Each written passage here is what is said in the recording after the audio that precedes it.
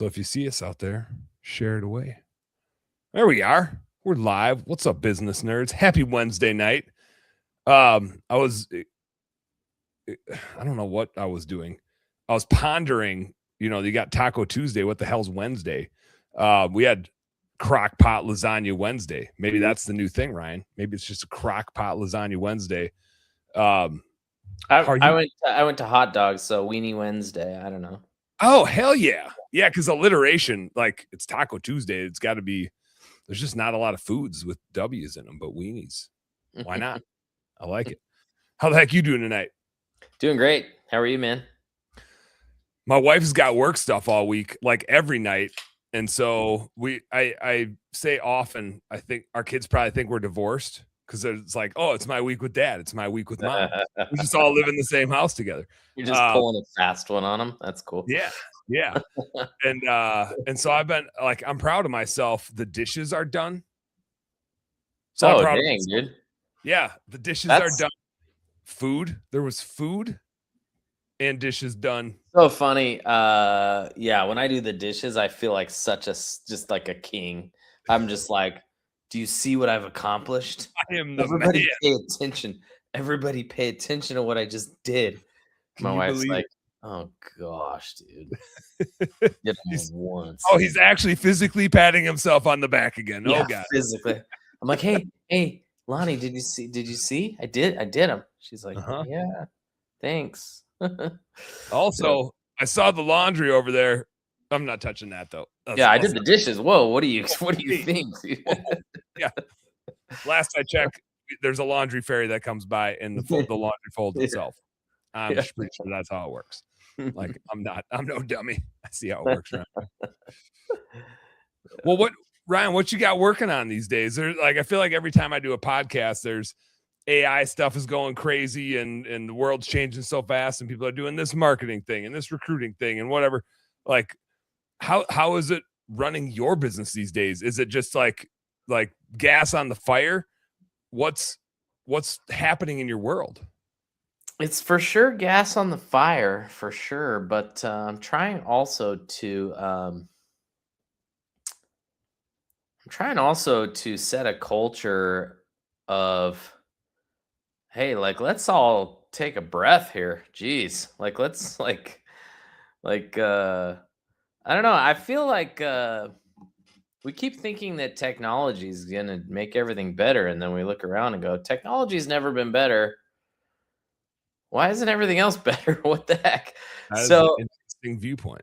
I'm trying to strike this balance of like, yeah, let's do it whatever we can, but let's just try to enjoy life a little bit because, man, we're just going to make everything faster and then everything else is going to go faster and we're all going to have to move faster and then that's going to suck. So yeah, and is that really what we want? Yeah, is that really?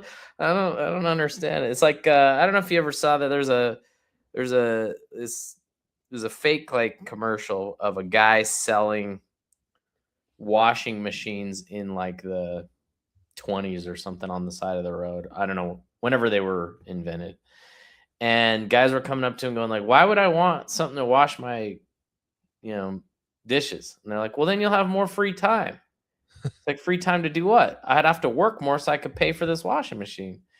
And then, and it's like, oh, wait a second. We're all just trying to create more free time, but all we're really doing is creating more stuff to buy and more stuff to pay for. And we're giving up all of our quote unquote leisure time for more luxury that we have to pay for. So it's kind of this vicious cycle. It's a vicious cycle. I think about that. Like I mow my lawn and I could afford to hire somebody to mow my lawn, and being a business owner, it seems asinine that I would mow my lawn because what a waste of my time when I could go do more value-added things, except I fucking like mowing my lawn. Yeah, maybe I don't want to freaking do value-add things all the time. Maybe I don't want to do it. Yeah. Like what, at the end of the day, and I try to center back to this, and I think you're hitting on this, is I own my own business to be happy. Like, it's more fun, and I like to have fun. That's why we do Home Service Happy Hour, because we want to talk about business and have fun doing it. We can have fun and do business at the same time. And I find mowing my lawn, I have a lot of great ideas. Like you're just in the zone, maybe throw a little zen in, maybe just you're marching around the yard. Sometimes I time myself, see how fast I can go because I'm a dude and we're just weirdly competitive about stupid shit like that. But I oftentimes think about like, what am I keeping that the world would tell me I need to delegate, right? And this isn't value added enough. I've thought about like, should we get a home manager? We were talking about dishes and laundry, right? Should I get a home manager? Except, do I want to delegate being a dad? That seems really weird for me to delegate. I enjoy cooking and like, I don't enjoy doing the dishes, but I enjoy like teaching my kids how to clean up after Why would I themselves. sleep at night when I could pay somebody to sleep for me? Like, yeah, where does it end? this is where we're headed, man. I don't know. I don't know what the answer. He goes to the gym for me and works out for me. I got AI to do that for me. Can you do that? That sounds phenomenal. Oh man, yeah. It's but the point being that like those things, when you say, "Well, I could hire somebody to mow my lawn," it's like, no, that's healthy for you as a human to mow your lawn. It's healthy for you to sleep at night. It's healthy for you to be a dad and not go, take care of my son. We could go on and on about that. I love AI. I love technology. I sell AI. I sell technology, but I'm trying to strike this balance, especially with my customers who are coming along, kind of feeling like they're behind. And that's a problem. I don't want people to feel behind. They don't need to feel behind. It's like people are going, man, I started this business thinking that I could like make some money and have a good life, but now I just feel like every day I have to figure out something new. And it's like, yeah.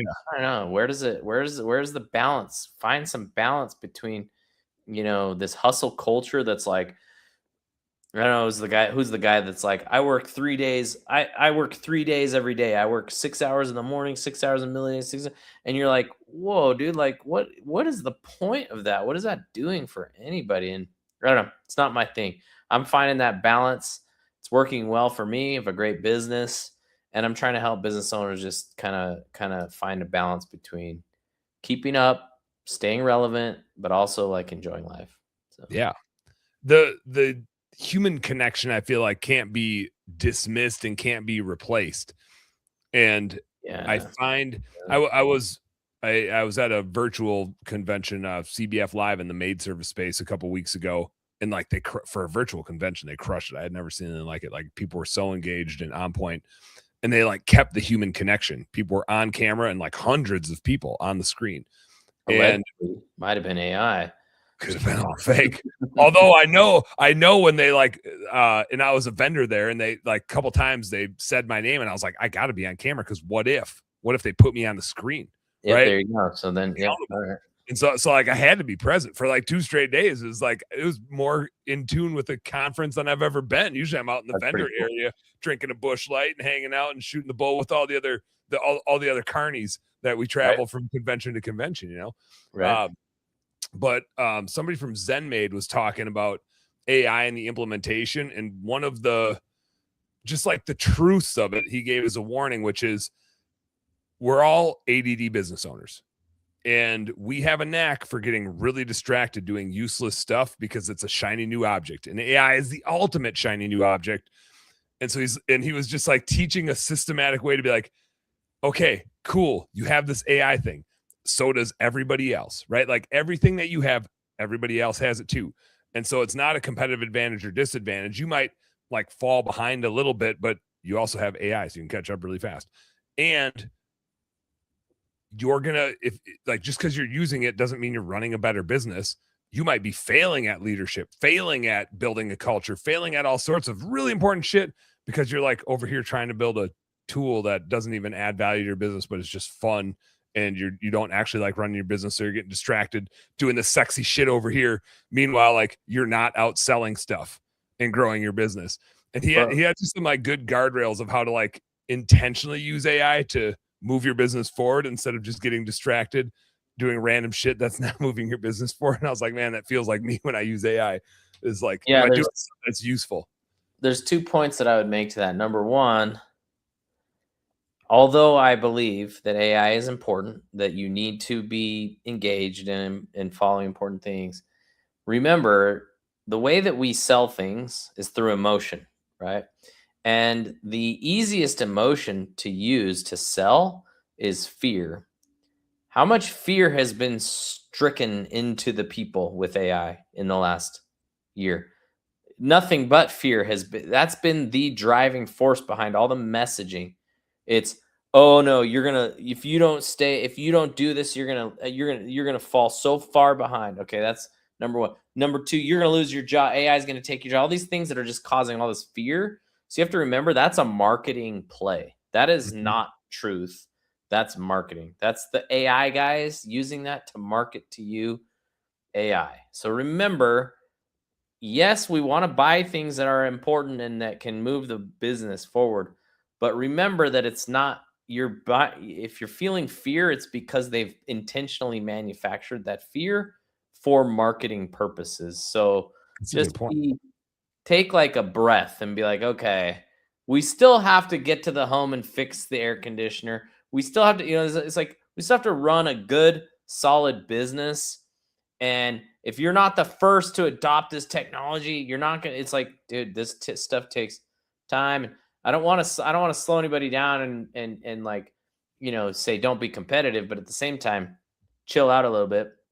Number two, I remember when if you guys remember those robot dogs that could do a backflip when they first came out, they could do a backflip on the stage, and it was like this big deal. This robot dog could do a backflip, and everybody's like, "Oh, it's really cool. It's really cool. It's really cool." But the question is like, okay, it's really cool, but does it They're gonna move- take our jobs. yeah, but does it move the needle in my business? Does it change? So when you're looking at AI and you see something, if somebody goes, check out this really cool feature or this really cool thing, is it a backflipping dog or can it actually do something in your business that actually makes a difference? And so you have to just like take things with a grain of salt, because the first thing I learned in automation, I've been doing automation for 15, 16 years now. And the first thing I learned is that if I try to automate a process that I have not proven works yet, it's probably not going to work. And so what ends up happening is you think you have to build all these automations, and then you build all these automations and they don't actually work, or they don't actually like make an effect in your business. And so what I say is like, if it's working manually, then add a layer of automation. And then if that's working, and then you add these layers of automation based on things that are proven to work over time. And so Mhm. you're finding automation opportunities in your business. You're not don't let some outside company be like, these are the automations you need. You need to go, no, my business is working this way, but if I did this process that I'm repeating over and over and over again manually, I could automate that. Let's automate that. And because I know it already works. It's crazy to me that people think that they can take another business created by another entrepreneur with another mindset and another market and another budget and another team, and he could take his processes and copy them into his businesses and they would work. We're all individuals. Every entrepreneur that owns a business runs it differently than the next entrepreneur. Every single one. That's what makes us entrepreneurs, right? Yep. And so if we think we're going to copy another entrepreneur's processes and it's going to copy over exactly in our business, it's not going to work. And so I say, learn the principles of automation, learn why they work, and then apply them to your own entrepreneurial vision. And then Yep. you'll see things happen. But copying and pasting is just not going to happen. Man, there's so much of that on social media that I see where somebody's like, "What do you guys use for this?" And then somebody Oh, be like, yeah. "Here's how I do it." And they're like, "Yes, I'm gonna go do exactly that." I'm like, "No, like that guy's in Maryland and you're in freaking Washington State. You guys couldn't be more different, like in terms of what is working for you and what's working, and like your cultures are different. The way you were on solos, you run 3-person teams. Like, what the hell are you guys talking about?" Yeah, I'm partnered with Tommy Mello. He owns A1 Garage Door, biggest garage door company in the world. And they'll come to me and they'll go, hey, set up the same automations in my business that you have for Tommy Mello in his business. I'm like, what are you talking? You don't. He's a $300 million company. You're $1 million garage door company. Where do you think that those two things are going to line up? And it's like, I understand that you want to be inspired by and replicate what he's done, but you need to do it in your own way, in your own vision, in your own market, in your own entrepreneurial spirit. And also, you don't want to, like, as an entrepreneur, why do you want somebody else's business? Do your own thing. Build your own thing. Yeah, I do always wonder that. It's like, if you got into this, you got into this because you wanted to do it your way. Like, why would you abandon that? Like, run a business that's fun for you to run. And there's thousands of ways to do it.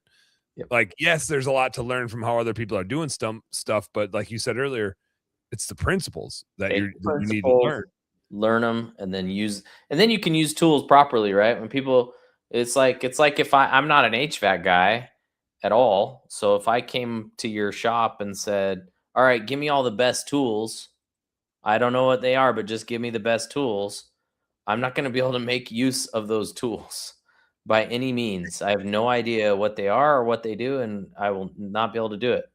But once I understand the principles, I can then take the tools and be effective and make money.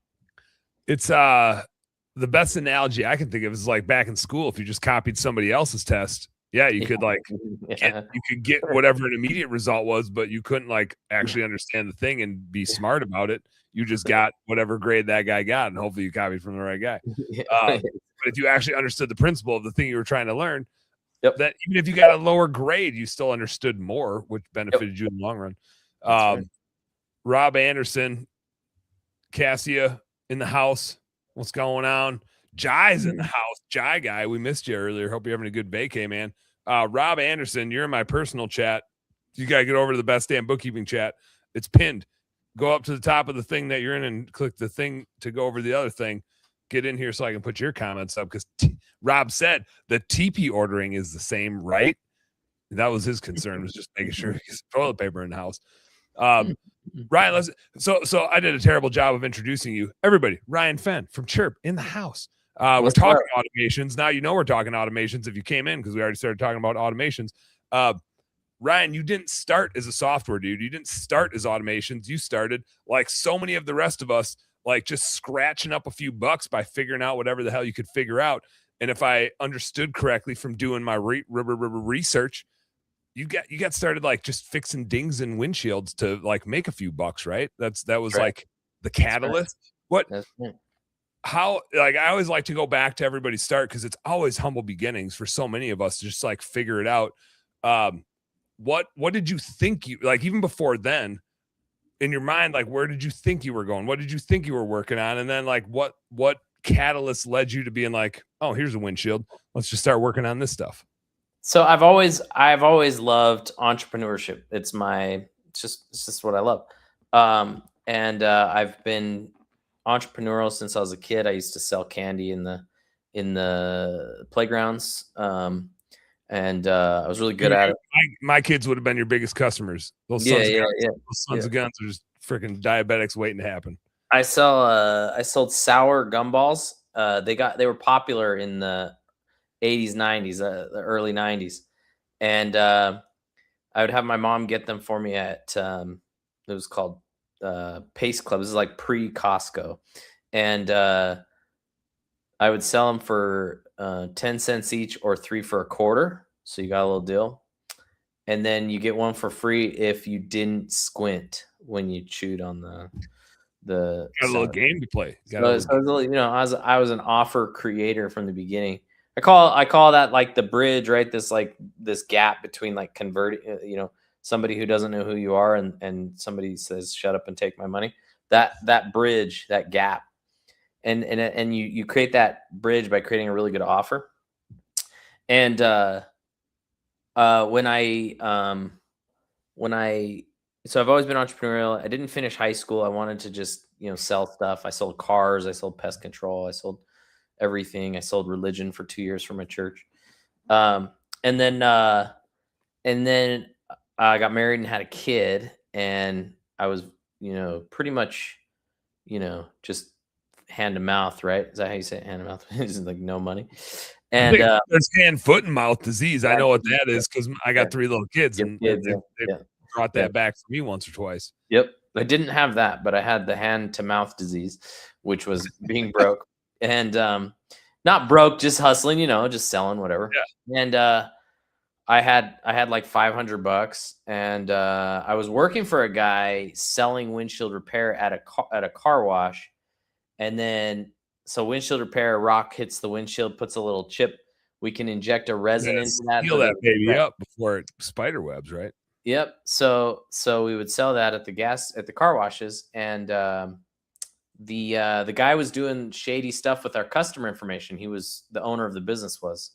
And it really bugged me because I loved the job and I was like taking care of my newly born son. And so I'm very, very ethical. So I left that business right away when I found out he was doing that. And I spent my $500 on a windshield repair kit, and I started my own business going door to door. And I would just knock on people's doors and say, "Hey, I do windshield repair. Do you have any chips in your windshield?" And they would sometimes say yes. And I would make enough money to survive. And then I saw a girl in California doing it at a gas station. She was washing people's windshields. And I realized she was much smarter than me because she was allowing all the cars to come to her while I was out knocking doors. And so, but I had the idea. You were more fit. You got good exercise. You were out walking around, put some. Yeah, whatever. Whatever. She's making more money. But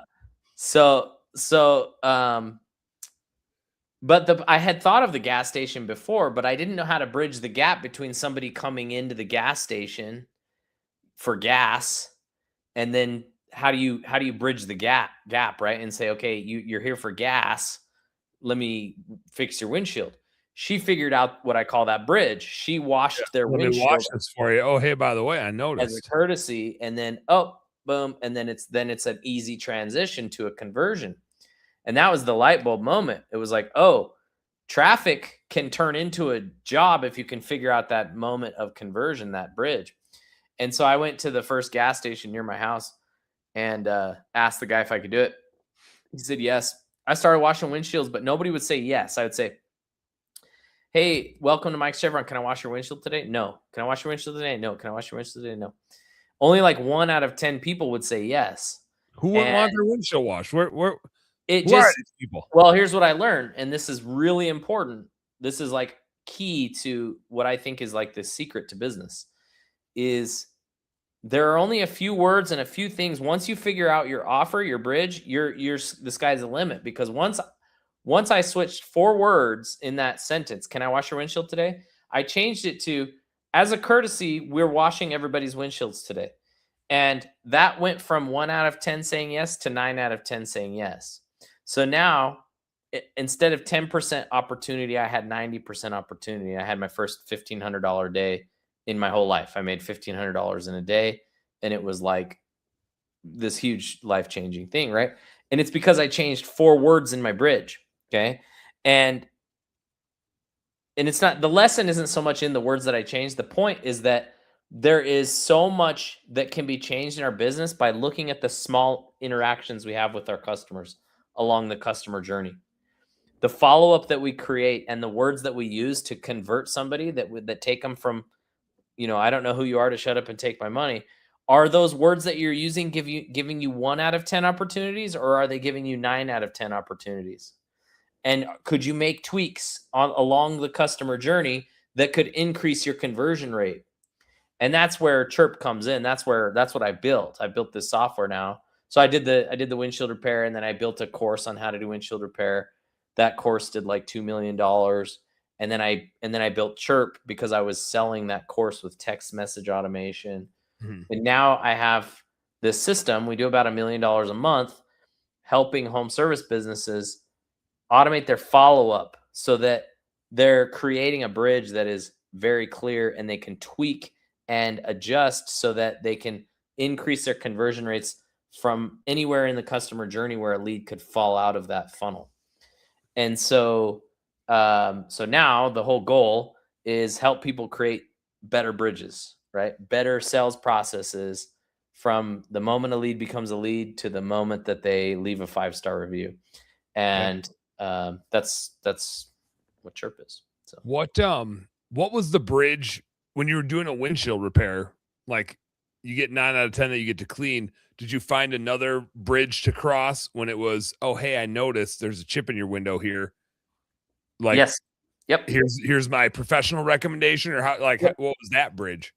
So the next, so the part of the conversion there is once we notice the chip, the idea would be, we'd look at the chip. We say, hey, I noticed that you have a chip in your windshield right here.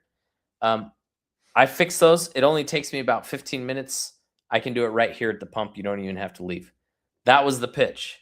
And the goal was to get them to ask me how much it would cost. That's the goal. Okay. Because we have an option where insurance will cover chips. They don't want to replace the windshield. Yeah, they So don't cover that really anymore, I don't think. So they'll waive the deductible for a chip repair. And so if you go on Geico's website, it's on there, it says we'll waive your deductible for a chipper. So it costs you nothing to have it repaired. So they would say, well, how much does that cost?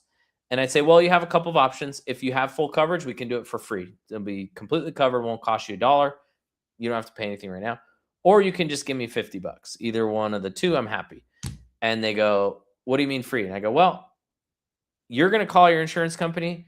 They'll verify that it's free before I even touch your windshield, and then I can do it for you. They call the company, it takes 5 minutes, and it says, yes, you're approved, and then you're good to go. So the goal was always to get them to ask how much would it cost, because then I could say, it's either $50 or free. Which one do you prefer? Mm-hmm. And that was it. So that was my bridge. Now that we have to remember that's a small sale, right? That's a 15-minute process. Pain, relieve some pain. Hey, you're not gonna have to pay $500 for a new windshield. You're good to go. Easy process. Other people's bridges are bigger, right? If you're selling a $25,000 HVAC system, you've got a longer sales process with more opportunities for the customer to fall out of that journey. And so we've got to make sure that along that journey, we are plugging holes.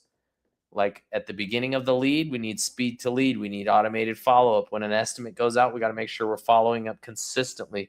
We got to make sure that we're sending messages that make them feel good about their decision at the right times. Different things that keep them in the funnel where they could potentially drop out. Yeah. What do you see when working with home service businesses? Where are most home service businesses losing that bridge? Like, is there a common theme or thread that you see amongst people that start working with you? Yeah. So huge drop off in the very first minute of lead conversion. So we call this speed to lead. If you have a customer journey, right, that first minute is crucial. Think about it like it's a plant growing in the ground and it just sprouted. It's the most delicate at that moment, right? It's not a tree yet. It can be stomped out very easily.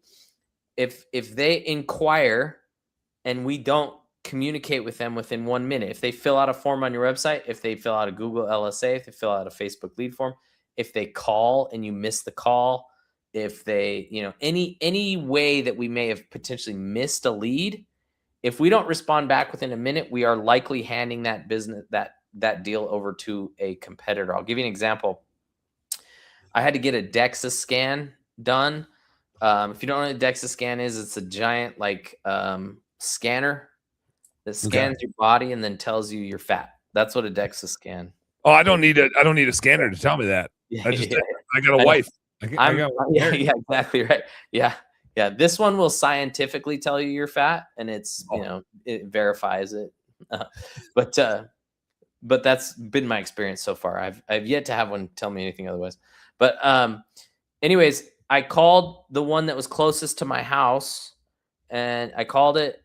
They didn't answer.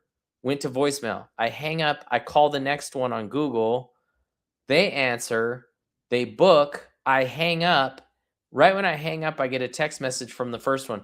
Hey, sorry I missed your call. Would you like to book your DEXA scan? I already booked with the other guy. It was 2 minutes. From the time that I called that guy to the time that I booked the other guy, it was 2 minutes.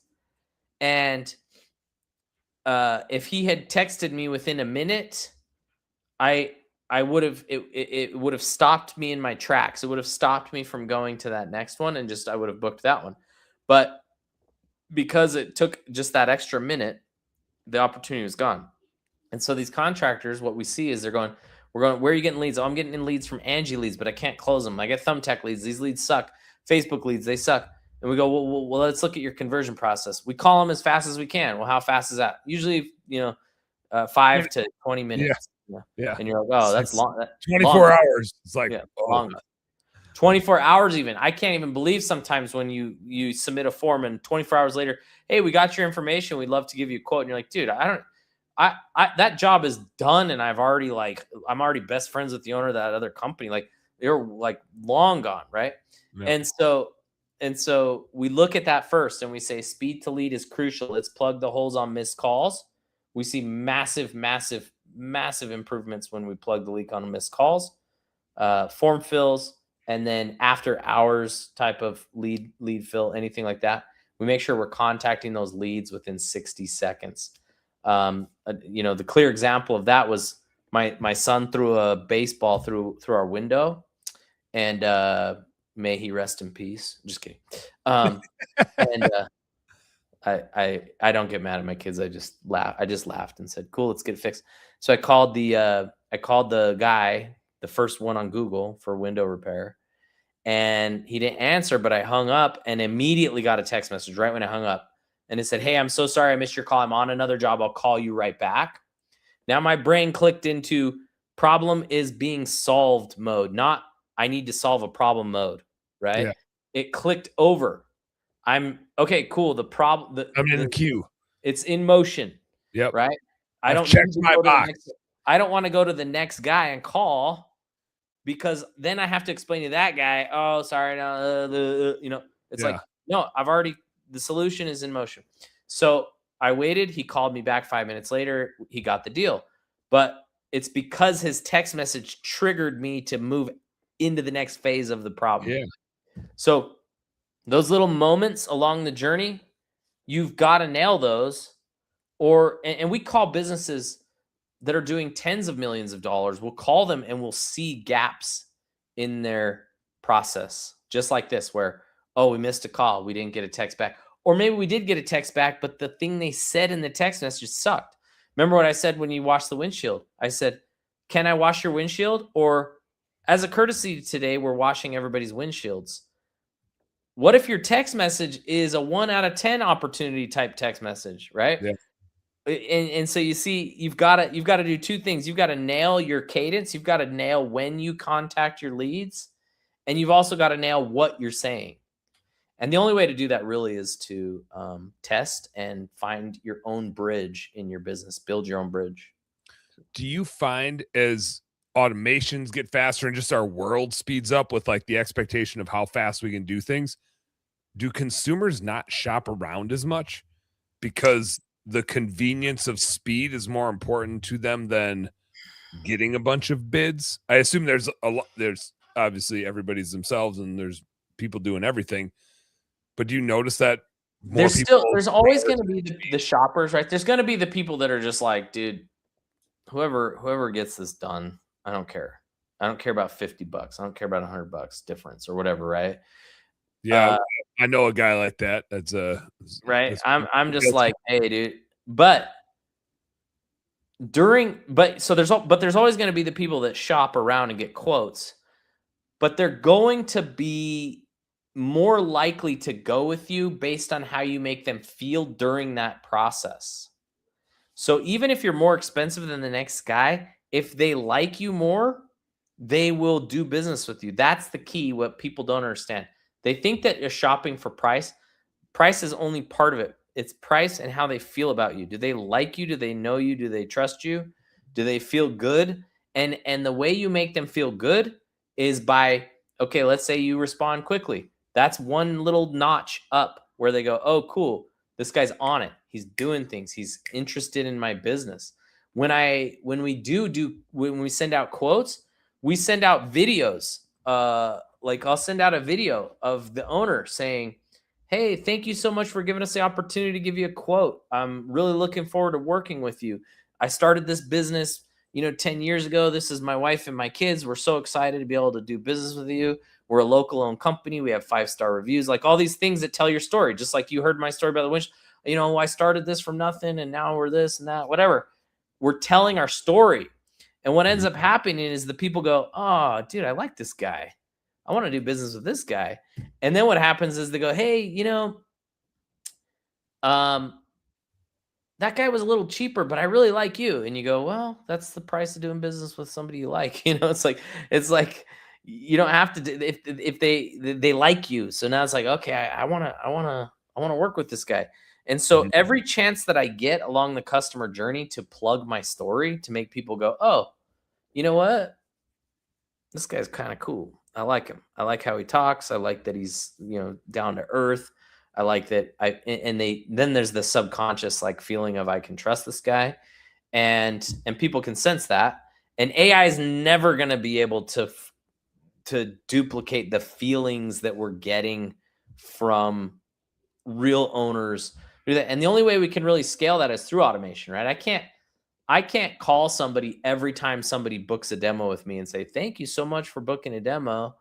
We're looking forward to working with you. But I can send a pre-recorded video 1,000,000 times, right? Yep. And that video can create that same feeling as if I did call. And so when I say automation and AI, I'm not trying to replace the human. I'm trying to turn the human into a superhuman who can just do more and scale authenticity along that customer journey. Yeah, cover more ground. I have found the exact same thing is true with recruiting. I flipped recruiting around for us. Instead of me doing like one-on-one interviews with people, I do a group interview and I have them interview me. And I'm pretty straight up about it. I'm like, it's so much more important that you can't wait to be a part of my team and come and work for me because there's one person here that can't get fired. You're stuck with me. Yeah. Like you better I'm gonna go over these core values, and I like do this on the group interview, and I swear, and I haven't drank a beer on one yet, but I might, because it's like who I am, and I'm like, if you're not comfortable with me having a beer and dropping an F-bomb, don't come and work here, because I'm just who I am, and I'm not gonna try to be anybody else. And if you don't like that authenticity, you ain't gonna like working with me or for me or working with our clients. Like we're working with the pressure washing dudes and the HVAC dudes and the plumbing dudes, and they're going to be F-bombing on your work calls. And so if you get offended by that, like you don't want to work with who we work with, like this ain't the place for you. And so I go over our core values, and I always say like, hey, I'm gonna tell stories, just like you said. I'm gonna tell stories about these core values because there's a reason why they are what they are. They're my core values, like they have to be, but there's reasons why we talk about them the way we talk about them. There's violations of them that set them in stone. And if I recite these and go over them and tell the stories, and your reaction is, hey Dan, that's pretty neat, do not come and work here. Yeah. Like it can't be, those are nice, those are neat. Oh, cool. Your reaction has to be fuck yeah. Yep. Like, and I tell them, I'm like, if your reaction isn't fuck yeah, I'm coming. You can't stop me from coming. I'm going to be a part of this thing. If that's not how you feel about this, then go find somewhere that is, because you deserve to work somewhere that is. And if this place is that for you, cool. If it's not, that's cool too. You don't have to work here. But if you do, I want it to be the last job you ever have, and that you absolutely love it and you do an awesome job for our clients, and then everybody's going to be happier. And that bridge for the conversion of, like, people look at recruiting as if it's a different process. You're doing the same thing. In fact, you're doing something. I mean, you're expecting somebody to give up a big part of their life to spend a lot of time with you. Of course, you're going to exchange that for money, but it needs to be a lot more value than just the money you're giving them. We're asking them for, 33 or 40% of their life, and so that bridge should actually be more complex than your customer bridge, because you're now converting them into your tribe. And it's like, okay, I want you to go through this recruiting bridge, and then I want you to come to this other end and feel converted to this, because now I know you're a good, just like you did with where they're interviewing you. It's like you came here knowing full well that I exposed everything. So if you're still on board, then I know you're the good fit because you've seen it all. And so that process should be every bit as thought through. And it's not like you just go, well, let's just put an ad out. It's like, no, how do we convert somebody to work for us? We talked to like again, go back to Tommy Mello. He's the king of recruiting. And it's very culturally, he has a very dialed process for converting, very much similar to a conversion process for customers. Yeah. So, I mean, it's ultimately the same thing. Like your messaging might be a little bit different, but both are marketing. 100%. 100%. It's just one's a client and one's a candidate. Yep. But It's funny we go, I've seen, it's like a lot of these guys that come out of like school, or kind of these young like entrepreneurs that haven't really been through this. They don't realize that they go, well, I'm going to start a business. And then you go, okay, how are you going to do this? And you go, well, I'll just hire some sales guys. And you go, what you're saying is that's the hard part. That's the thing. That's the hard part. You blew over the hardest part. Like you're saying it like, yada. Yeah, you're saying it's like a checklist on a business plan, and you're okay, and then this, and then this, and you're like, whoa, you just went over the part that everybody goes, I don't know. Well, I just go to the salesperson tree, and I just exactly, the right one. So that's how we do it. Oh, I could a door-to-door sales team. I'll just hire 100 door-to-door guys, no problem. You're like, okay, all right. I'll put an ad out. I'll just put an ad out in my yard. Put an ad out. Yep. Yeah, just show up. It is funny. I as a bookkeeping dude, I watch what people spend on stuff. That's kind of my life, right? And it is so funny to me how many people complain that can't find good help these days. I did a podcast last night with Debbie Sardone in the maid service space and Sean Day from Hire Lead Chill. And so we were laughing about this, like how many times people say nobody wants to work these days. And Debbie always points out, like, no, what you really mean is nobody wants to work for me. Yeah. Like, it's the person in the mirror. Like nobody wants the job that you have, and you spend $300 a month on recruiting and $3,000 a month on marketing, or a few $100 on recruiting and $10,000 on marketing. And it's so mathematically asinine because the person that you're recruiting is generally worth $200,000 to $300,000 to $500,000 of revenue. The client is worth a few grand a year, like maybe recurring or maybe not. And yet we spend so much on these clients, and the thing that delivers them and makes our life easier and less painless and delivers our service and generally gets us more clients if they do a good job, we're so cheap about. It's hilarious to me. I think more and more people are figuring it out because everybody that has great employees is happy and everybody that doesn't is miserable. And eventually I think like either the miserable people figure it out or they just kind of like leave and say, this isn't for me. But it's amazing how long people can like stay in that purgatory of just beating their head against the wall, not realizing where the true value is. People, the truth of the matter is there are definitely good people that want to work. I couldn't get somebody to work for me at Chiirp to the caliber I needed until I had put my head down and figured out how to sell the product I did it for about, so here's the epic mistake I made with Chiirp was the same thing. I started the business, I built the software, and I said, I started building the software. It's never done, but yeah, especially with the software, it's never done. And then I said, okay, I'm going to hire sales guys and they'll figure out how to sell this thing. And I hired sales guys and we struggled. We sold, but it was like, we just constantly struggled, never could do it. Right. We struggled around $15,000, $20,000 a month of recurring revenue where it's like, that's not going to support a business. Yeah. Total purgatory. Purgatory. I ended up having to get rid of those guys. No fault to them. It's just, we didn't have a system in place. Got rid of them. I put my head down, and for a year I sold Chiirp myself. I did demos in my bedroom. This was during COVID.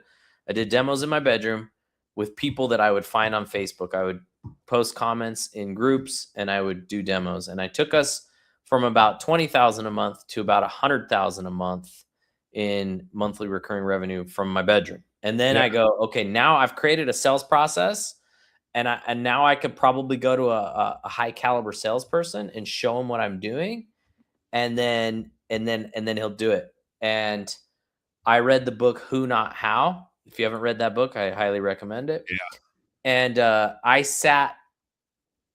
what I was going to do is I was going to sit on LinkedIn and I was going to get 100 names and I was going to call 100 people and I was going to find one good sales guy that would take over. And I wanted the cockiest, like, in their LinkedIn bio, like the cockiest guy. I'll sell any shit to any business. Yeah.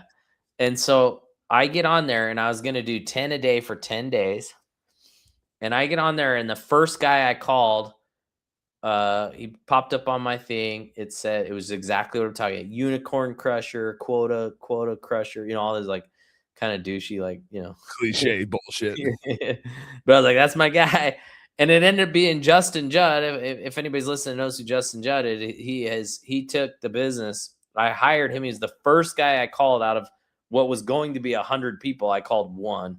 Yeah. And he helped us scale. He came in and him and I just went to work and we crushed up to about $300,000 or $400,000 a month in recurring revenue. And then Tommy Mello came along and decided to invest in the company. And we've taken it to, we're pushing $1 million. But it's because I created something that a really good sales guy could see and go, whoa, there's opportunity there. But if I had went to him and said, hey, you need to create opportunity, he'd go, you're not ready for a guy like me. It's like, hey, if I'm gonna go create opportunity somewhere, I might as well be an entrepreneur, right? Might as well start my own business. Mm-hmm. But if you want a really killer sales guy, they want to follow somebody who's blazed a trail and created an opportunity where they can come in and crush. Yeah, and they don't want to have to create it. They want to follow the process and farm it. That's right. They want to they don't want to have to go buy the land. They just want to go hunt the land. That's right. 100%. What was it about him that was a no-brainer for you that stood out? Because you mentioned this earlier already. Like, salespeople are so hard to find. Yeah, they're very hard to find. Well, they're hard to find if you don't have a killer process and you haven't shown that there's a killer process. It seems like once you start chomping on fish, the sharks are going to start to show up. It's like they can sniff that blood really quick. And so if you've got to nail that in your business. You've got to create that bridge where people go, oh, sweet. He's created an opportunity that I can go pounce on. And that's where real killer entrepreneurs reside, right? They can create opportunities for killer sales guys. Because what you want is the guy that's going, I'm not going to get out of bed unless I can make 20 grand a month, 30 grand a month, whatever. And those are the guys you want to attract. And you can't attract them without a killer process, without a killer bridge. And so that's where you should be spending your time, is creating an opportunity where you can prove to a guy like that. And then once you prove that, it's not hard. Because then you do the thing, you go to LinkedIn or you start headhunting and you look for these guys and you say, hey, I can help you make a lot more money than what you're making now. And it's much easier when they can walk in. Because what happened is he came in to the office and I had a demo right then with a customer, and I did the demo in front of him, and the guy signed up for Chiirp, and he goes, dude, that was the best demo I've ever seen. I could do that. I could 100% do that. And pretty quickly, he got on there real quick. So if you ever know anything about stand-up comedy, a comedian will work his jokes. I used to do stand-up. That's why I bring it up. A comedian will work his jokes for years and years to get it down to 5 words, right? But it'll be a concept that will be kind of funny, but it won't be really good until it's been worked and worked and worked and worked and worked until it's that one perfect line. Yeah. So we kind of we brush off because it's oh, it's only 5 words, big deal. It's dude, you know how hard it was to get to those 5 words? And it's easy to have 50 words. Anybody can have 50 words. It's really hard to have 5. It's just the same thing in the gas station where it's big deal. You changed a few words. It's I tried a bunch of iterations of this before I landed on the thing that worked, right? And a killer can see that and go, whoop, I see opportunity. They can sniff that out. Just like somebody has a sense of humor, these guys have a sense of money, right? And they go, whoa, that is a killer pitch. I want it. I got to have it. Let me have it, right? And you hand it to them, and then you let them scale. When you're... I'm going to cut you off for a second because this is a thing I have struggled with in finding good salespeople, and I watch our bookkeeping clients struggle with finding good salespeople. Is how can you tell if they're selling you versus going to be good at selling for you. Because I see that happen with marketing companies all the time, right? Marketing companies are good at marketing, and so they're good at selling you their service. But are they actually also good at selling your service to your clients, or were they just good at getting you sold to sign up with them? When it comes to sales, if they're coming to you, it's probably a bad sign. If they're coming to you going, I killed it over here, I want to work for you, and you go, well, you were killing it over there. Okay, I want to talk to that guy. And there are cases, don't get me wrong, where they aren't appreciated at their jobs. There may be killers that aren't appreciated for what they can do, or that company didn't have a good bridge built, right? And so you do need to, but results are what I'm looking for. I want to see that you've been able to do something before. And that may not necessarily be sales. A lot of my successful sales guys are either have been successful in sales or were very successful in sports. I'm not a sports guy at all. I'm not. I don't watch sports. I don't play sports. I tune out when people talk about sports, but unless they're applying for a sales job, I'm very I know these guys. I know these types of guys. Because if they've played college ball, especially baseball, because those dudes, there's a few things about them that, they're team players for one, and then of course super competitive, but they're also they're driven, and they're likely coachable. They've dealt with a coach that's yelled at them and pushed them through and made them better, and so they're used to being put, held to the fire. And so I look for either somebody who has experience in sales or somebody who has proven competitive background. And that's let me hit this. Baseball's really interesting. Baseball players fail so often, right? Like a good baseball player strikes out probably more than he hits a home run. How much rejection are they used to? Yeah, and they play the long game. The game takes forever. The season takes forever. Like everything about baseball takes forever. So you got to be so the other place I like to look, as much as you may or may not like it, but we're in Utah. We're door knockers. We sell religion. If you've ever had those guys knock on your door, I've had the Jehovah's Witnesses show up. Yeah, the Mormon missionaries, when they go out when they're 18, they go for 2 years and they knock doors for 72 hours a week, and they're selling the hardest thing to sell, which is I got to convert you into my religion, right? And so and not only that, it's a super crazy religion, so I've got to convince you to join this crazy religion. And so these guys are extremely used to rejection. They can handle it like nobody else, and then they have that experience of just hustling and putting in the hours. So those are a lot of things that I look at, but generally I'm looking for somebody who's not looking for a job. I'm going to try to headhunt the position, and then show them my bridge, and if they like my bridge, then we've got something.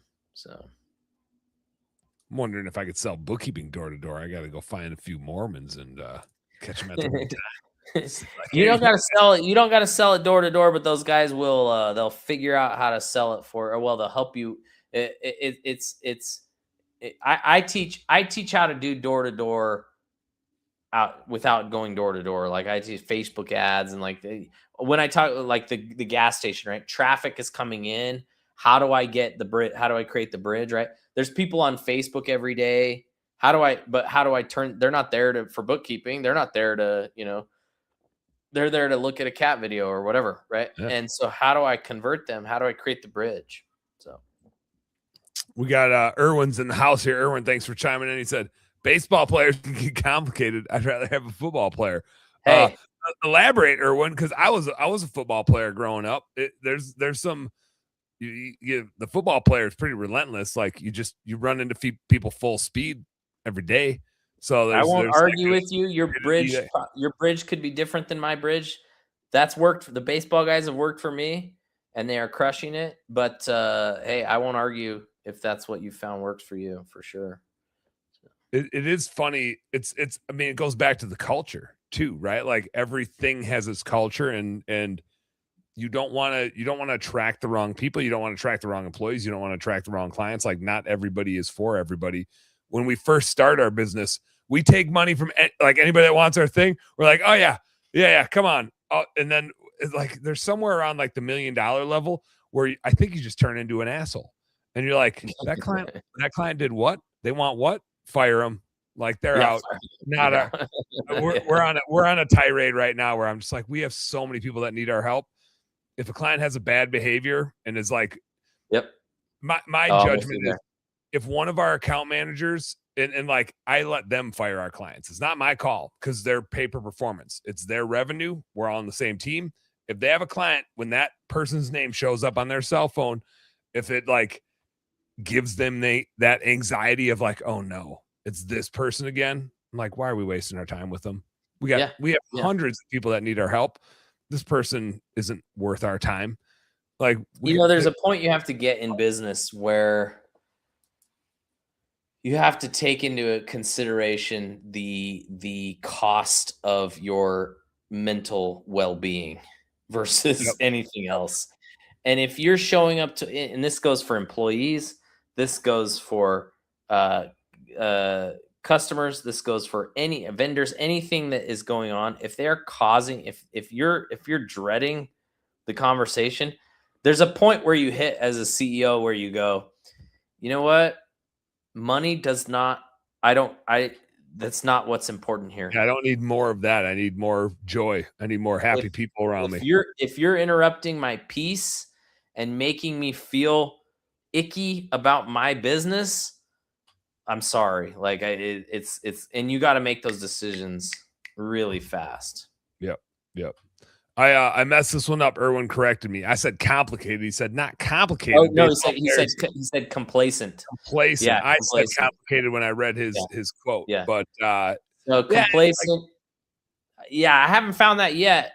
We've scaled. We're not by any means, we're not the biggest software company in the world, but we're doing $1 million a month. These guys have brought us a long way. They are every day showing up super pumped. I've been pretty happy with my baseball guys, but I could be, hey, there are $100 million companies out there, and maybe that's where I'll find that they're complacent. But at that point, I'll probably be a little complacent myself. So, well, and it's like it's always such an evolution, and like the right people come along at the right time, and we know this from running businesses. And I'm having this discussion with our team. We're 2.5 years into Best Damn Bookkeeping.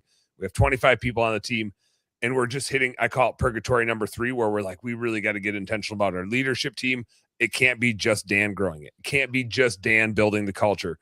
Like, I need everybody. I can't make the decisions. We're too big. Yep. I need everybody else to make the decisions and tell me what they decided. I might disagree. I might veto some, but we can't wait for me. Like, we're just getting too big. There's too much activity going on. And it's just so tricky trying to figure out like who can be a part of that and lead that. And we know from growing businesses, we've had a lot of great people on our team to get us to that level. Not everybody that got us there is going to want to be part of, like, not everybody's fit for the next part of the journey. Not everybody wants to be part of the next part of the journey. It's different. The problems are different. There's a point in our business where I'm not the right person to be leading anymore because it outgrows me. I don't know when that happens, but like, that's a reality check for all of us growing a business is when are we not the right CEO anymore for that business?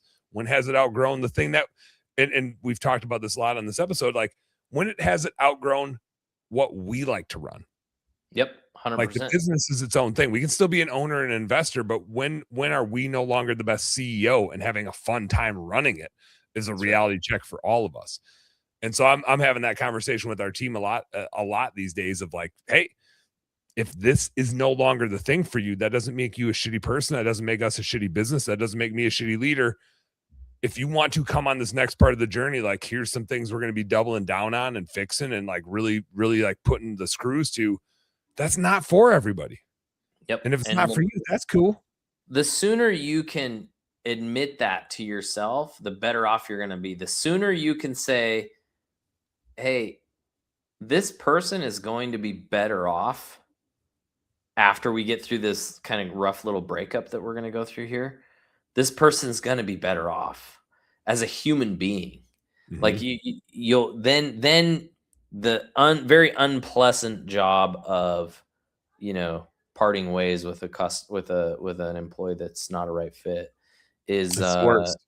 as much, and so once you can settle in on that and realize that, this isn't for everybody all the time, then it gets easier, because that, I can tell you, that's one of the hardest things I've gone through as as an owner is realizing that somebody you're very close with is not a good fit. You have to let them go, and it's a sad day, but it's always, when it's over, you go, oh yeah, of course. I was gonna say, it always is the thing that creates the most tension inside of me, like the most anxiety, the most fear, and then when I'm done, I'm like, oh my god, thank God. Like I feel like I just I know. like dropped Yeah, and then when it's over, you're like, oh, nobody died. Okay. Oh, he got a job like a day later, or Yep. it's like you never hear of people like, yeah, he lost his job and then he just died. Yeah. It's like they always Tripped on a shoelace, hit his head on the curb, dead. What? Like, yeah, no. yeah. No, yeah, it's just part of it. So What this is a good one. I'm curious your answer to this one from Erwin. What is your general employment span of a salesman? I haven't, in this business, I'm still the salesman. I've delegated like some sales, but I haven't like really pushed it. What have you found is like an expectation for that sales role? Obviously, I think it depends on your recruiting processes and who you find. so obviously everybody's different. Software is going to be different. I have a guy that's been with me for 4 years. Two guys have been with me for 4 years, and then 3 guys that have been in the 2 to 3 year range. So if you have, again, it comes down to if you have a scalable opportunity where they can make, if they're not making enough money to like create a really good life for themselves, because like once they start to get, like, once a sales guy realizes they're really good at sales, if they're not making, hundreds of thousands of dollars, they're going to realize that they can apply the same amount of effort somewhere else and make hundreds of thousands of dollars. And they need, as they get all out of them, most of my guys in their 20s, I have one guy in his 40s and he's doing really well, but most of the guys in their 20s, they need to see this as like, okay, is this something I could do, a really long time, and could I make a career out of it? And most of them aren't going to make a career out of it, but they need to see that they could. It needs to be perceived that there is a long-term opportunity. I sold, that was my biggest problem in the windshield repair game, was recruiting, because the guys could make, $200 in a day, which was good for a brand new, a new guy, but he's only going to last until he realizes he can sell something that is a lot more money. Right. And so, that was the game of that. So it's always a constant battle of recruiting. So for me, you need to be selling something where they can make not just good money, but we're talking like, whoa, I'm getting kind of rich. What? Yeah. You want to make your rich. The people who make you rich, you want to make rich, right? That's the goal. Yeah. And so the sales guys need to see it as, it's not $100,000. I can make hundreds of thousands of dollars, and you'll kind of ruin them for other stuff. These guys that are in their 20s and they're kind of ruined for other jobs, but that's like, no, I want to go do this other thing and make 200,000. Yeah. That you get 60,000 for that, bud. Right. Yeah, exactly. So you've got to create a long-term opportunity. Whether or not they stay for that is not the point. It's they've got to be perceived. It's got to be perceived as long-term. But for me, I'm looking for long-term guys that can do it for, plan to stay for a good portion of their career. So Erwin said car salesman turnover rate is 2 to 3 years, which in my experience, like I've run window cleaning businesses, pressure washing. When I say 2 to 3, they're not gone. They've been with me for 2 to 3 years, and they plan to stay with me for much longer. Yeah. But in my experience with like home service companies, a lot of times it's like a year. is like a Yeah. normal Oh, yeah. average turnover rate for home service companies. And it's because they're not even making $100,000, right? Like a good salesperson in a exterior cleaning company is making 60. And so they're not really a salesperson, because a real salesperson should be making six figures somewhere doing something. So it tends to be a technician that was gregarious, right? Yeah. That Yeah. that was existential and like could chat them up, but they're usually not the right cultural fit, or they get another opportunity. And I think the good and bad part of a salesperson is, like, by their nature, they like money. And so they're incentivized by money, and that is good and bad. And that, like, when I'm hiring account managers for bookkeeping, they need to understand money really freaking well. But I'm not going to be the highest paying job in the world. And we're a lot of remote businesses. They could go work for anybody making more money than me. They need to love who we help and love being a part of our team and love the flexibility and love, like, the hard work that we put in. If they don't love that, I would encourage them to go make more money elsewhere, because they could all go make more money tomorrow elsewhere. Like, go for it. But like, we're going to have more fun here. And so, like, you got to decide if that trade-off is right for you. If the money's a priority, go do the money thing. But they're not salespeople, and salespeople, like, in and of their nature, and what you need them to do is go get money. And so they're geared to go get more money. And so when somebody else will pay them 150,000, but you're only paying 120, they're probably going to leave. And so it is a higher turnover space in that regard of, that's what they think about. That is like the incentive for them. And therefore they will be attracted by more money, because that's why you hired them in the first place. So it is a goofy idiom that you got to deal with. Yeah. So to be clear, I know that he felt like he was calling me out because it was 2 to 3 years for turnover. There's no turnover. I don't have any turnover. My guys make around 300,000 a year, so they've been with me and they're not going anywhere. But they've been with me for 2 or 3 years. So, Yeah. but yeah, I expect them to stay a long time, and I want to. My goal is to always create a really great environment where they can make a lot of money. So. Ryan, where, like, with all the AI and all the technology, where do you see Chiirp going? Like, I'm curious from a SaaS perspective. Like, AI is such an opportunity and a threat, and I feel this in bookkeeping, where I'm like, man, how does bookkeeping look in the next 5 years? What does it look like with so much technology? How do you, like, do the SWOT analysis on Chiirp of where do you guys fit in? How do you use it? How do you use it to better your clients? And how do you, like, protect your business model? There's every bit as much of a threat for us as anybody, right, when it comes to AI. And so we've shifted from, and maybe we were never fully this, but like this kind of idea of just like, here's your software, good luck kind of mentality, to a more of a how do I put this? Kind of a platform situation where it's like, hey, whatever is the hot thing right now in automation, we're going to help you implement that. But smart business owners don't want to take on the pressure of going, okay, well, I'll just build my own software. It's like, I'll just have Claude build my own software. It's like, there's a cost in that, of the time, and then you still don't know what you need.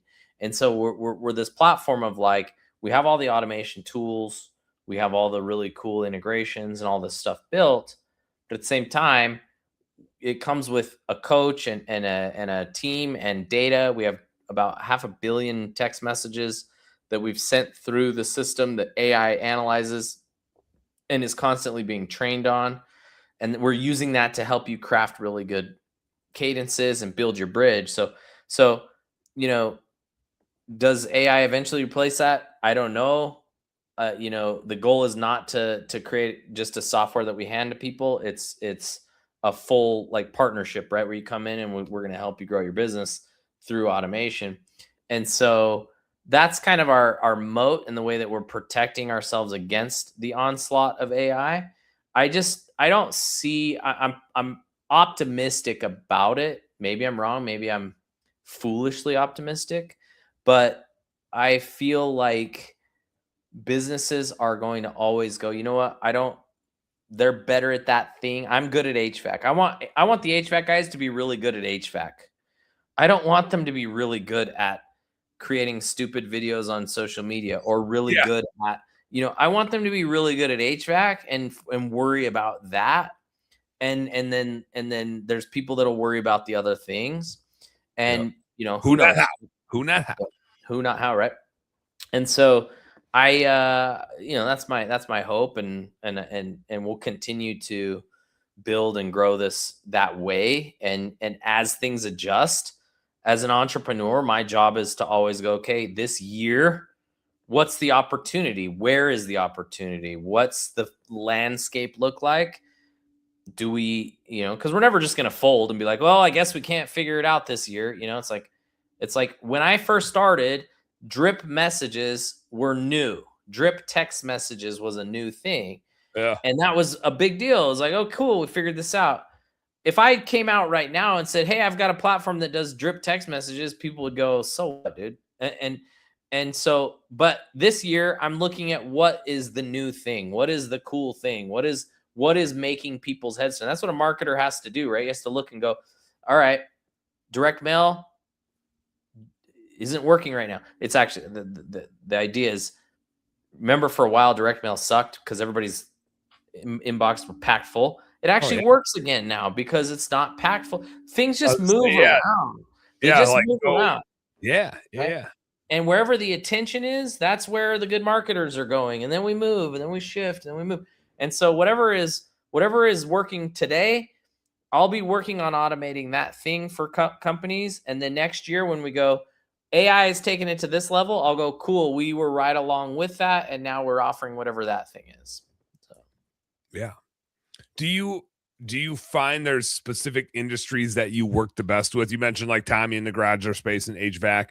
Are the industries where you feel like Chiirp is just a no-brainer, or industries where you're like, hey, it's not good for maid service? Yeah. Is there anywhere where it's like the sweet spot? Obviously, home services and home improvement in general really, benefit from automated follow-up. We can do a ton of stuff. Home improvement's going to be more on the front end, lead conversion. Home service is going to be both lead conversion and then sort of customer loyalty and ongoing relationship. So there's both there. Emergency stuff is a little harder, like emergency plumbing, restoration, that kind of stuff, because people are like, they're just calling and they're gonna, so that's a little different, and it's not as easy also to advertise like on Facebook and that kind of stuff for an emergency. It's not like you're gonna put an ad on Facebook that says, do you have an emergency plumbing situation? Yeah, did I happen to put this Facebook ad in front of you at exactly the right time? But there's still services within plumbing and those kind of things that are still really good for this kind of stuff. So we do really well in HVAC. We do really well in garage doors, plumbing, electrical, pest control, roofing, window siding, doors, any of those guys that do, the bigger remodel projects, that kind of stuff. The goal is just to make sure that you're converting at the highest level. Do you like going into the next phase here? Are there, I'm trying to think of how I want to ask this. Are there like projects you have in play of like anticipating where AI is going? Because it feels like it's changing so much, but I'm curious, like as a software company, I feel so naive and so behind the AI curve. Like I jump in and like do some shit in Claude, right? But like, I don't know what I don't know. And I feel like I don't know shit. Do you anticipate where stuff is going to be like in a year, this will be out? And so therefore we're going to need we certainly try to, for sure. And we can see a lot of like, when you're in it more, you can definitely see further into the future. But it's always an educated guess. Right. Yeah. And so, the one anticipation that I'm starting to find is kind of more people are becoming less and less patient. So, things are getting, we can literally type into ChatGPT and learn like anything we want to learn in a second. Right. And even if it's not right, we are still satiated from the answer. It's done in a way that makes us feel good. It tickles us a little bit and says like, Oh, that's such a smart insight that you just put in. You're so right to think of it like this. Wow, you're so smart. Like it's like they know what they're doing to make Oh, us. yeah, just get in the Yeah, back. Yeah, it's so yeah, good. yeah, You're doing so yeah. good. It's yeah. So people are becoming more and more like they're becoming more and more like kings, where they wave their hand and go, yeah, yeah, yeah, yes, yeah. Like Give me some grapes and tell me how this works. yeah, yeah. And so we have to anticipate a more difficult to please customer. And what I mean by that is like a an HVAC guy is going to come to me and he's going to say, hey, I want to do this in my business. Right now he's saying, I want to do these automations, right? Next year he might be coming to me and going, I want you to just put booked jobs into my system, right? Like I don't want to even I don't even want to know that any of this stuff is even happening. I just want to see my tell me when we calendar got some shit to do. full of jobs, right? And so Yeah. my goal is to eventually get to a point where we have a kind of a full circle marketing system that generates leads and then books the jobs in a push button type manner, where a company can say, I want HVAC jobs, click here, and it's like, okay, cool, we'll start marketing in the area, we'll start generating appointments. Those appointments will automatically go to your the AI will sell the appointment and book it to your calendar, and all you got to do is wake up in the morning and look at your calendar. That's obviously that's a pipe dream, but it's like what I'm always working towards. So like a couple months. Yeah, a couple months, I got Claude working on it. Yeah. Yeah. It's just such a goofy world. It's crazy. Yeah, it's crazy to think that it seems realistic now. It is. And like I'm an observer of it, but where it feels like that there's that tipping point of usage, of like mass usage. And with Blackberries and iPhones when they first came out, it was like a 5-year tipping, and then now everybody's got a smartphone. But I remember the day when my buddy had an iPhone. I was like, well, mine slides. That was so cool. I got this keyboard I can text on. Yeah. He's like, oh, I just touched my screen. And I was like, huh? Yeah.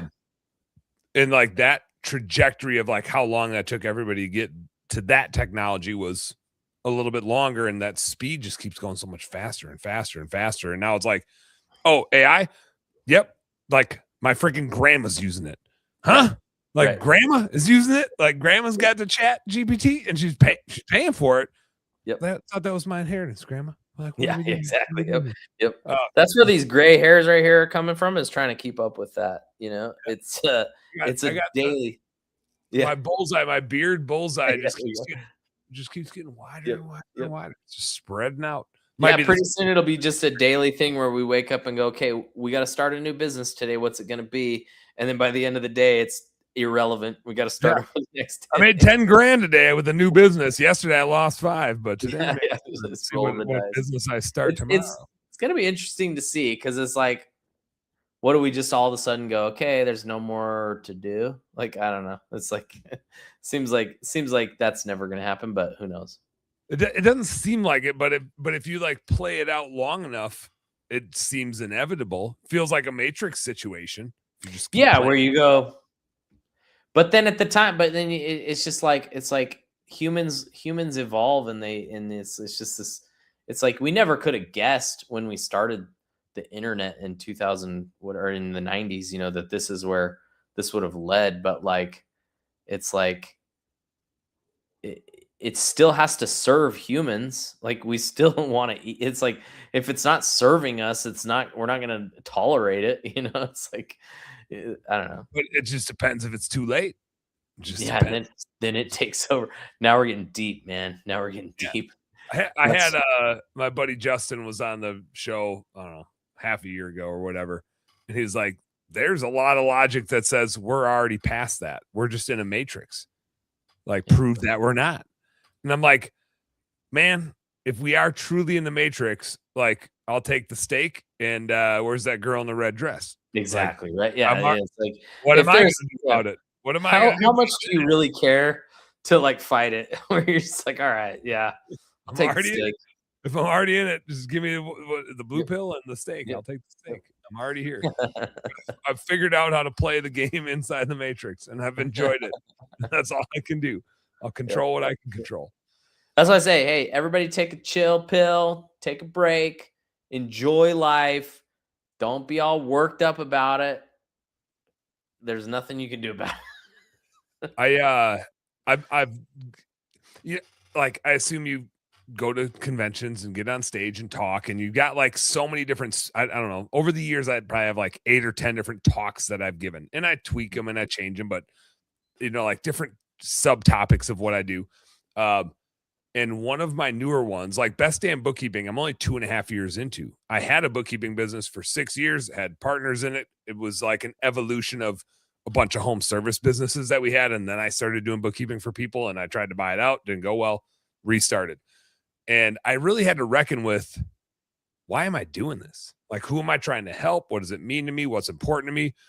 And cliche wise, we always like say, what is our why? Like, what are we doing? What are we doing? And we all give a lot of bullshit answers to that, but the reality in like how we view this is different for everybody. Just like how we view what our business should do is a little different for everybody based on how we like to run it. But at the end of the day, the why for all of us is just happiness. Like it's that simple. It's always that. It's always been that. It always will be that. We run our own businesses because we want to like what we do. And we want our family to like what we do. And we want our friends to like what we do. And we want our employees to like what we do. And we want our customers to like what we do. And we want to spread as much happiness as possible. It's very simple. What's funny is sometimes when we run our own businesses, we get in such a trap of not doing that. Like we become a victim to our own circumstances pretty often, and then have to like regroup and reset things. But I appreciate your message of just enjoy it. Just enjoy the moment, the journey, man. Enjoy the process. We're of divine creation. We're meant to create and enjoy the fruits of our creation, and just try to enjoy the process along the way. Don't worry about stuff. It is. I don't know. Try not to wax too philosophical for everybody, but trying to, I'm trying.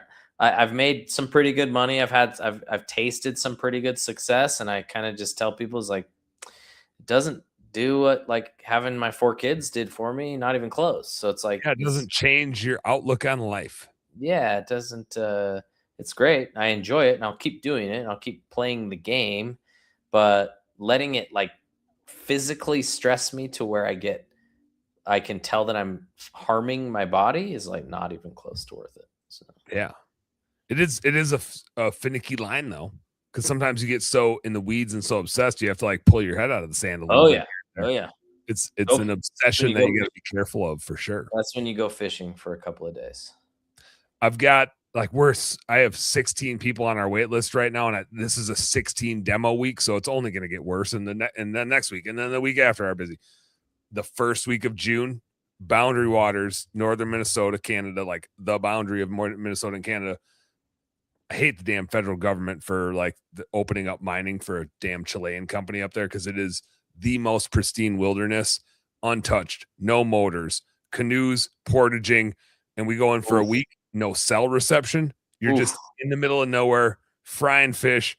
We do carry in some bottles of booze and maybe some other things that cleanse the soul.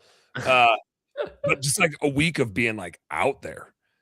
And I'm looking forward to like just trolling in a canoe. Just trolling. Do that and then figure out how to do it more often. That is the goal. That is the goal. Yep. That's great.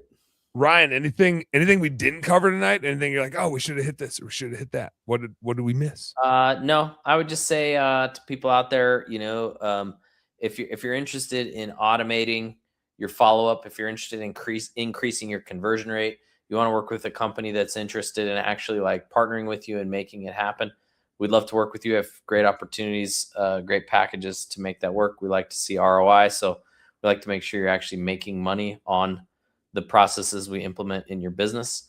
Check us out at chiirp.com, chiirp.com, if you'd like to book a demo with that. I also do a school, SKOOL, where I teach lead generation. So if you're in need of learning and understanding lead generation through Facebook lead forms. I've generated hundreds of thousands of leads and used my bridge process to convert those leads into actual jobs. Check out my school, skool.com/Ryan Fenn. So school.com/Ryan Fenn. We've got both really cool stuff in both of those situations. We can help you in either way, on the lead generation side or on the lead conversion side. So check us out. Why 2 I's in Chiirp? Domain availability. Yeah, I get that. We liked the word chirp, and we looked around, and there's lots of there's lots of things. I wish I had a cool story about the 2 I's, but really it was just available. And software companies like to spell things weird, so you just gotta go for it. I had right. when I was recreating this, I was kicking around Best Damn Bookkeeping, or the other one I was going with. This is like I almost went this way. I own domains with this was bookkeeping, because like you can't say that and not have a smile on your face. And I'm trying to make bookkeeping not suck. Like, we need to have fun, we need to have joy, we need to have happiness, and bookkeeping doesn't need to suck. We can the problem is when you have a client who's pissed off, and he's sitting in the office and he's like, get bookkeeping on the phone right now. I need to talk to these guys. Yeah, there's that. And one of our clients did have a stutter, and I was like, man, now I'm just an asshole. He's like, quit making fun of me, man. Yeah. And how many B's is it? Like, what is your URL? Is it 3 B's, 4 B's, or 5 B's? So I actually think I own all see that one. I could see that one being cool for a few minutes while you talk about it, and then going, no, we can't do it. That was a real bummer. That was a real bummer. I like what you chose, though. That's great. Skip said that's why Dan called it Best Damn, because Best Dan was taken. I do. Great. Skip, no lie, I own Best Dan Bookkeeping. I have that URL too, because I was like, somebody's gonna hear it and just hear it wrong and type that in, and we might as well just like make sure they find the right spot and get them back to where we need to go.